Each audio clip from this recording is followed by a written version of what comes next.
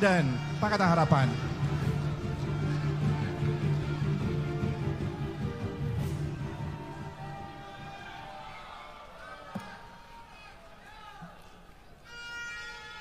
Assalamualaikum warahmatullahi wabarakatuh. Salam sejahtera kepada semua.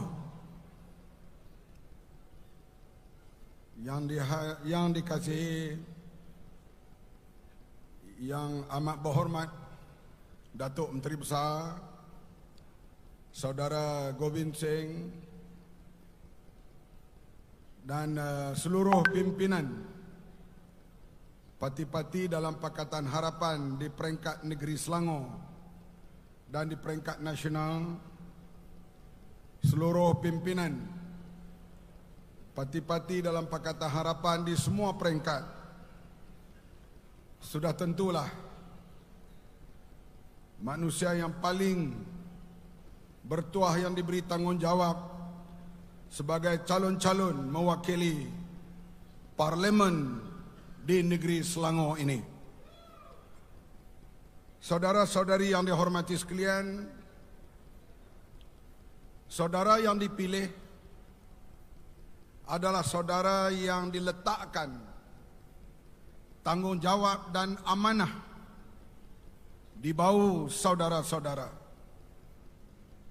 Seorang wakil rakyat melambangkan jenis kerajaan yang dibentuk dan ke arah mana kerajaan itu menuju.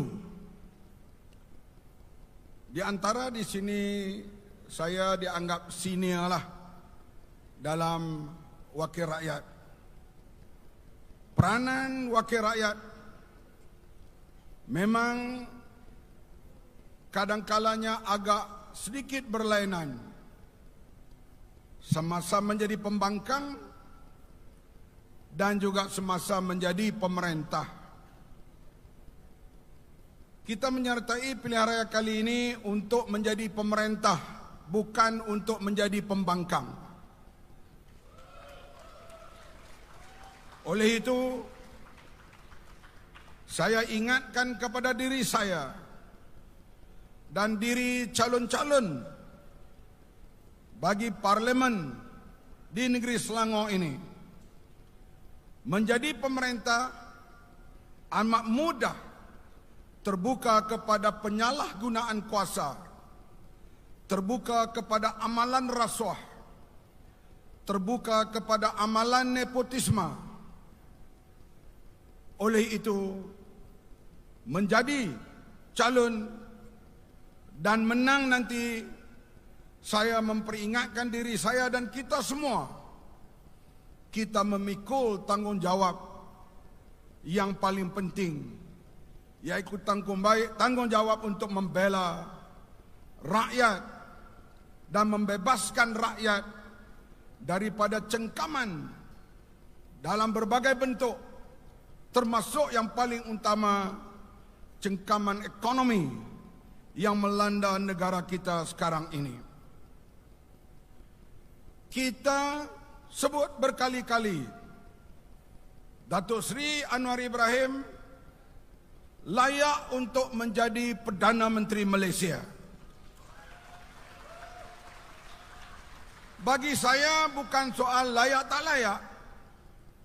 Nak menentukan seseorang itu layak menjadi Perdana Menteri bukan kebolehannya, bukan kelulusannya, bukan kepetahan hujahnya, tetapi ia mesti dapat sokongan lebih daripada 112 kursi parlimen. InsyaAllah Selangor akan menyumbangkan 22 kursi parlimen. Barulah kita boleh menyebut Anwar Ibrahim layak menjadi Perdana Menteri. Sebab itu soal kita bekerja untuk memenangkan semua calon kita amatlah penting. Kita tahu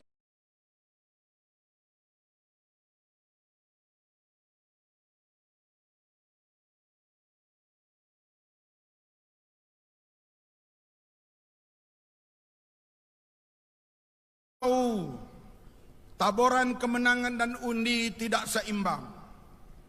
Ada tempat yang kita lihat mudah menang, terutama di Selangor Selatan dan bahagian tengah Selangor. Kita akan hadapi ujian yang lebih getir di utara Selangor.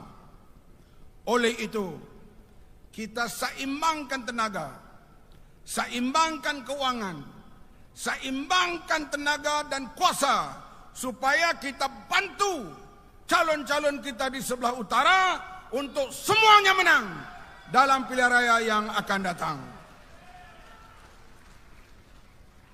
Mungkin di antara saudara yang menang nanti mungkin dilantik menjadi menteri, mungkin dilantik jadi timbalan menteri, mungkin dilantik dengan jawatan-jawatan yang lain. Ingatlah, semua jawatan itu adalah amanah daripada rakyat. Jangan sekali-kali kita ulangi pemerintahan yang akan tersungkur pada 21 hari bulan nanti. Menjadi wakil rakyat, menjadi menteri untuk memperkayakan diri dan keluarga. Kita tolak pahaman itu habis-habisan supaya Malaysia kembali pulih, negara yang dihormati, negara yang penuh dengan integriti, negara yang menjadi contoh, yang dahulunya menjadi contoh kepada negara-negara ASEAN yang lain, ataupun menjadi contoh negara-negara Asia yang lain, yaitu Malaysia. Sekarang Malaysia diejek, Malaysia dipermainkan. Malaysia terkenal bukan kerana menjadi Johan dalam badminton, Tan Ek Huang, Tan Ek Mong, Tan Ek Muang, P. Gunalan, Sufian Abu Bakar. Malaysia bukan terkenal dengan Muhtar Dahari, Syed Ahmad, pemain bola yang hebat. Malaysia bukan terkenal dengan Rabuan Pit, Raja Pecut Asia. Malaysia bukan terkenal dengan pelari wanita yang hebat, Mumtaz. Malaysia terkenal dengan skandal rasuah 1MDB. Malaysia terkenal melahirkan Imelda Marcos yang kedua. Imelda Marcos yang kedua mengatasi Imelda Marcos yang pertama. Imelda Marcos pertama hanya ada beberapa ratus pasang kasut. Imelda Marcos yang kedua memiliki ratusan pasang kasut, lebih 300 handbag. Inilah kita harap istri-istri menteri nanti, jangan kamu gilakan handbag.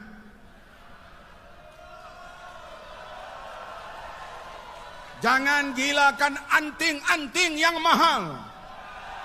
Jangan gilakan kasut Jimmy Choo ataupun kasut yang mahal. Kamu dan suami, istri, berbelanjalah ikut kemampuan kamu, bukan di luar kemampuan kamu. Inilah kerajaan yang akan kita bentuk. Saya berkeyakinan penuh Datuk Seri Anwar Ibrahim mampu melakukannya.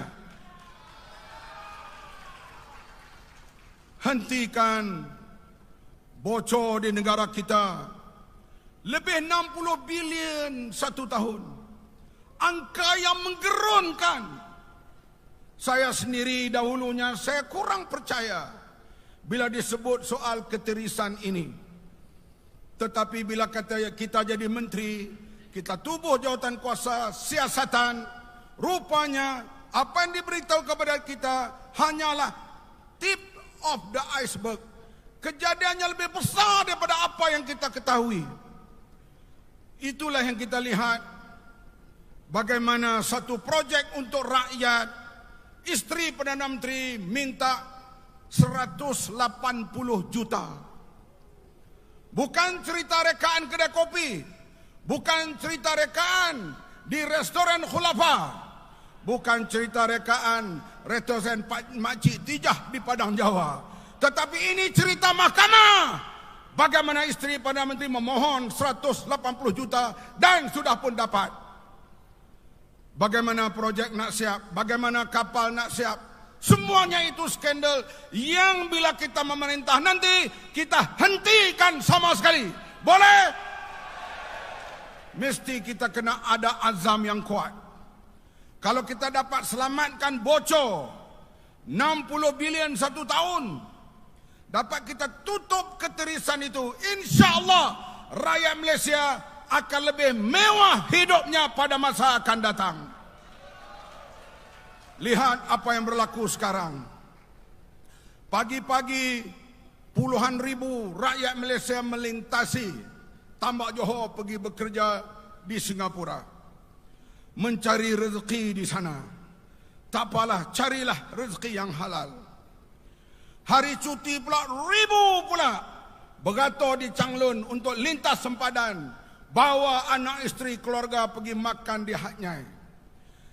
Bekerja di Singapura untuk dapat pendapatan yang agak lebih, berbelanja di Thailand, di Hat Nyai. Kenapa tidak berbelanja di Malaysia? Harga makan di Malaysia sekarang terlalu mahal. Betul?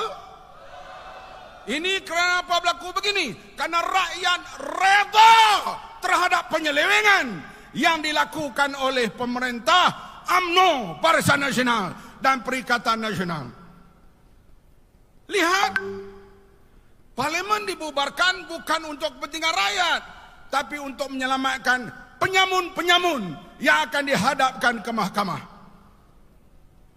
Kalaulah, na'udzubillah, minta Allah Tuhan lindungi kita, kalau menanglah pokok penyamun ini, apa nak jadi pada Malaysia? Saudara di Shah Alam, saudara di Puchong, saudara di Damansara, saudara di Kota Raja, Kelang dan semua tempat. Banyak orang-orang luar bekerja di sini. Dari Kelantan, dari Terengganu, dari Pahang, dari Sabah, dari Sarawak. Kempen kepada mereka, jangan undi selain daripada Pakatan Harapan. Boleh semua? Ratusan ribu mereka pulang mengundi di tempat mereka masing-masing. Pastikan rakan tempat kerja kita, rakan sebelah rumah kita, rakan seperniagaan kita balik mengundi selain daripada negeri Selangor. Jangan undi melainkan undi Pakatan Harapan. Boleh semua? Di samping itu terus berkempen supaya calon-calon parlimen 22 orang ini menang kesemuanya pada 21 hari bulan nanti. Pada 21 hari bulan, lebih kurang pukul 1 pagi, 19 November pukul 1 pagi telah diketahui. 19 November nanti 19 November pukul lepas pukul 12, pukul 1 20 hari bulan November,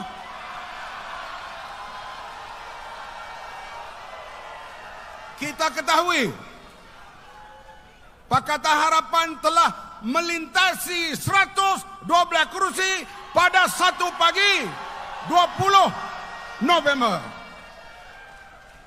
Maka pukul 10 pagi 20 November datanglah motosikal berkuasa tinggi dengan kereta yang lampunya berada di atasnya, lampu biru, pergi ke rumah atau ke pejabat Datuk Seri Anwar Ibrahim, membawa Datuk Seri Anwar ke Istana Negara untuk mengangkat sumpah sebagai Perdana Menteri yang ke-10, insya-Allah. Ya, kita kena menang 22 kursi parlimen. Boleh? Kita